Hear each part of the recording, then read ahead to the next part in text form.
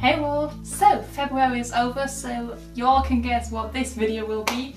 It's the February wrap-up, and you also can guess from the background that I'm back home. And as I tend to do, of course, I forgot to take the books with me.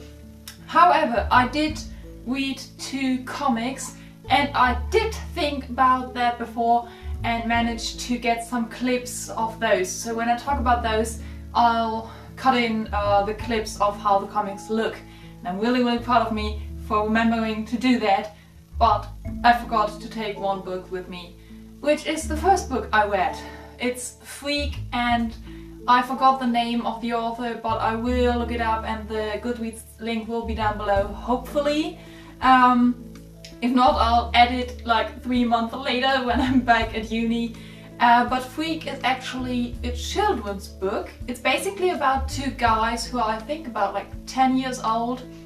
One of them's really strong but kind of stupid, and the other one is disabled but really intelligent. And these 2 get together and they become Freak the Strong, which is just so adorable, and they kind of just walk around and have like little adventures. There are actual adventures and actual problems, and it does get really hardcore, emotional and really problematic at some point. But overall, this story is just so wonderful, and what I love about children's books is that they just say what's going on. It's so on point.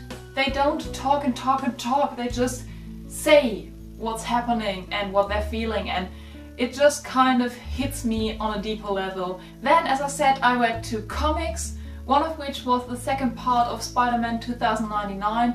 I know that in the last part where I talked about the first SpiderMan 2099, I said I wasn't sure if I wanted to continue reading this, but then I saw it in the shop and I just kind of had to pick it up, and I'm really glad I did. The artwork is still wonderful. As I said, I'll cut in some clips right now. The artwork is still wonderful, and the story did get better. I still don't like the main character.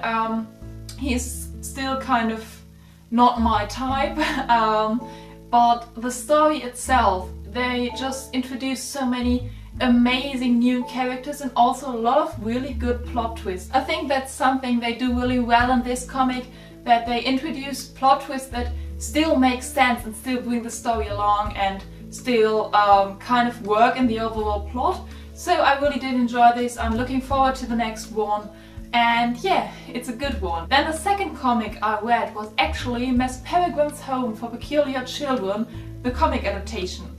Now, I wanted to read this for a long time, mostly because Jesse the Reader says it's one of his favorite books ever. So I saw these comic adaptations and it just was perfect. It's quick, or it's quicker at least than the book. It's really beautiful, and yeah, I just bought it, I read it, and I think I read it in like one sitting, and it's beautiful. It's absolutely beautiful. What I really like about this one is that whenever he's in our real time, it's like black and white and quite sketchy, and then when he gets into the time lab, what's it called? Time loop of the children, he gets, or the pictures get colored, and there are some parts where he's in between and it's black and white and colored, and it's just, the concept is so amazing.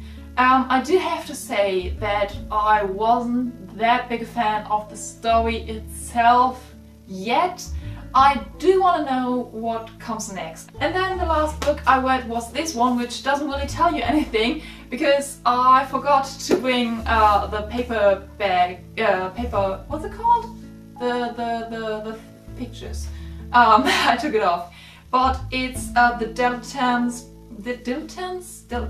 whatever, by Michael Hingston, and it's basically just a really nice book about students. It's an easy read. It's about students working for a student paper, and it's about different people, different stories, and yeah, as I said, it's just really nice, and I mean that in the best way possible. And then I only really saw 2 new films this month. I did rewatch a lot of Gilmore Girls, but yeah, the films I saw were Lady and the Tramp Part 2. I saw it with my babysitter girl and she loved it, and I loved it because she loved it. It's really, really cute. However, I do have to say, for like the 100th time, the German song adaptations are just the worst thing ever. Like, I don't know who does that, but those songs in German are just horrible. I don't know who translates this, I don't know why you choose such bad words to go with it. Sometimes it doesn't even make sense. As I said, the film itself was really, really cute, but those songs just ruin it. And then, moving on to songs that ruin it, I bought this for Valentine's because, you know, spoil yourself and stuff. I really, really loved Cinderella story adaptations, and the thing is, I didn't know this one with Sophia Carson as Cinderella, and I did like the story itself because Cinderella, but in my opinion, Sophia Carson can't really sing, and I'm really, really sorry. I think she's a great actress, I think her dancing was amazing, but I think she can't really sing, and that kind of ruined the movie a bit for me. Yeah, I hope you liked this. As per usual, let me know what you read and watched and what you thought of it, and yeah, I hope you always have a reason to smile, and I shall see you next week. Goodbye!